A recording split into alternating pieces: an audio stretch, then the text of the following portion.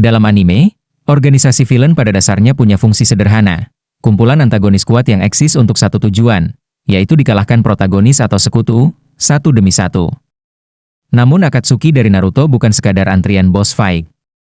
Bahkan hingga 2026, mereka masih dikenang sebagai semacam gold standard organisasi antagonis, disejajarkan dengan Jupongatana dari Rurouni Kenshin dan Genryodan dari Hunter x Hunter.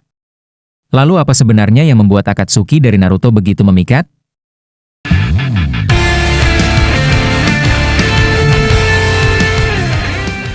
Satu, dari sisi visual mereka kuat banget, baik seragam maupun desain individual.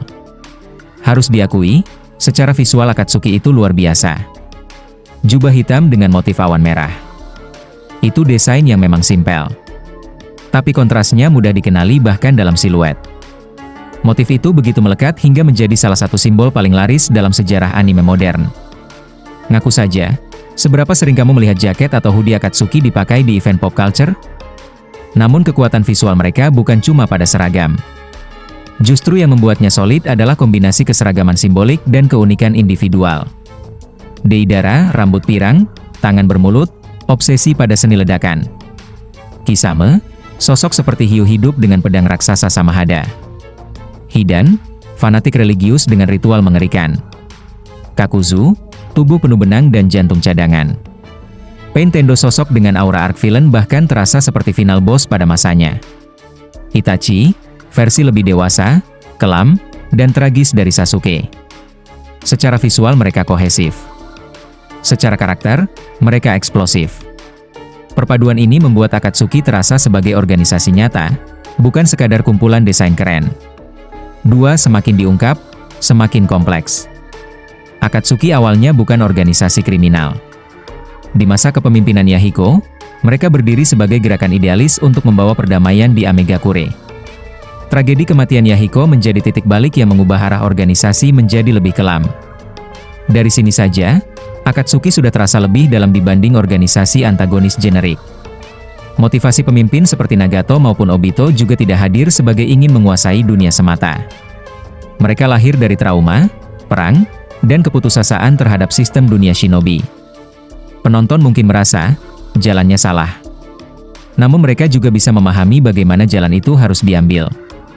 Kompleksitas inilah yang membuat Akatsuki tidak terasa hitam putih. 3. Banyak anggota yang terasa layak punya spin-off. Beberapa anggota Akatsuki terasa begitu kuat secara naratif, hingga seolah bisa menjadi protagonis cerita mereka sendiri. Itachi, tragedi politik dan pengorbanan demi stabilitas desa. Nagato, korban perang yang idealismenya retak oleh realitas. Conan, loyalitas absolut pada sahabat dan visi yang sudah runtuh. Tobi atau Obito, manipulasi, identitas palsu, dan saga panjang yang menjangkau hampir seluruh konflik besar seri. Mereka bukan karakter tempelan. Mereka adalah individu dengan sejarah, luka, dan pilihan moral. Dan itu membuat setiap pertarungan melawan mereka terasa lebih berat dari sekedar duel fisik. 4. Kemunculan bertahap yang membangun antisipasi. Awalnya dari Akatsuki yang muncul hanya Itachi dan Kisame. Dan dua nama itu saja sudah cukup untuk membuat Asuma, Kurenai, bahkan Kakashi terlihat kewalahan. Di era rilis mingguan anime, kemunculan anggota Akatsuki baru selalu menjadi momen besar. Fans berspekulasi, anggota lainnya siapa aja? Kalau Itachi sama Kisame sudah sekeren ini, sekuat apa? Siapa yang akan mengalahkannya? Ketika mereka akhirnya tumbang satu persatu, kita sudah mengenal mereka. Dan pahlawan yang berhasil mengalahkan mereka terasa naik level secara emosional maupun naratif. Akatsuki bukan muncul sekaligus lalu habis. Mereka dibangun perlahan, dengan sabar. 5. Mereka diberi ruang untuk bersinar sebelum mati. Akatsuki tidak diposisikan sebagai antagonis kacangan. Mereka pernah menang. Ada anggotanya yang membunuh karakter penting. Ada yang sampai mengguncang dunia ninja. Kematian Asuma, kematian Jiraiya, penangkapan para Jinchuriki, itu semua bisa dicapai sejumlah anggota Akatsuki. Bahkan anggota yang durasinya relatif singkat seperti Hidan, tetap diberi momen untuk menunjukkan dampaknya. Akatsuki diperlihatkan berbahaya, efektif, dan mampu mengubah arah cerita, sebelum akhirnya satu persatu dijatuhkan. Dan itulah yang membuat kekalahan mereka terasa monumental, bukan sekadar formalitas. 6. Setiap anggota solid, tanpa tukang pukul murahan, membuat Akatsuki terasa mengancam. Di banyak anime, organisasi jahat biasanya punya struktur. Pemimpin, 4 sampai belasan elit, ratusan pasukan random buat digebukin dulu.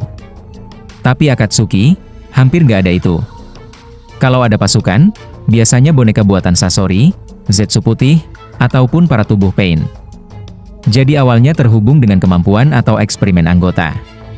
Tetap bukan preman sembarangan yang dibikin berafiliasi dengan Akatsuki. Artinya apa? Setiap kali ada sosok dengan jubah hitam bermotif awan merah muncul, itu berarti ancaman kelas atas. Karena tidak ada anggota kelas bawah, muncul persepsi kalau dia pakai jubah itu. Kalau dia Akatsuki atau mantan Akatsuki, pasti ini kekuatannya ngeri. Tidak ada junior, tidak ada anak magang Akatsuki. Tidak ada karakter figuran yang bisa jadi bahan power showcase dulu. Akatsuki itu elit. Dan itu membuat kesannya kuat sekali. Setuju gak kalian? Akatsuki adalah organisasi villains terbaik di anime.